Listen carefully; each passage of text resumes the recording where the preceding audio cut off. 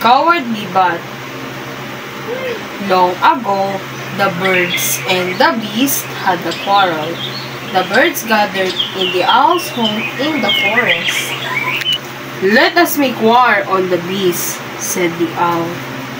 "Yes, let us make war," replied the other birds.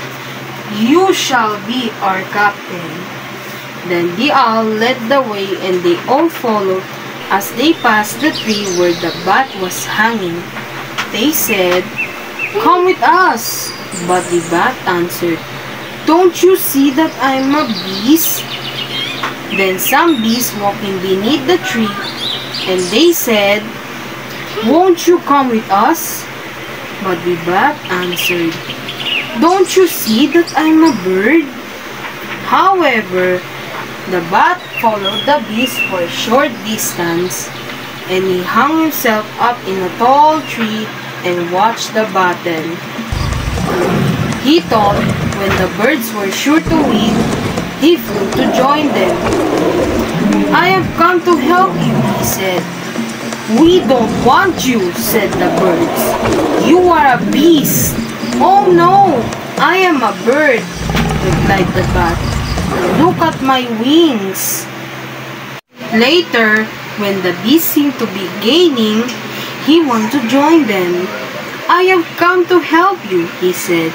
"What shall I do?" "Go away," said the bees. "We don't want you. You are a bird." "Oh no, I am not a bird," replied the "Look at my feet and my sharp teeth." At last, the birds and the bees made a peace treaty. They will not fight anymore. The bat went to the birds and said, "I wish to be a friend with you." But the birds cried out, anger, "Go away! You are not a bird!" He then went to the bees. "Please, let me be your friend." But the bees shouted at him, "Go away! You are not a beast!" "Ah," said the bat, "I see that I must live alone." He is neither bird or beast, has no friends. Since that day, the bat has hidden in dark places. He flies only when both birds and bees are sleeping. The Cowardly Bat.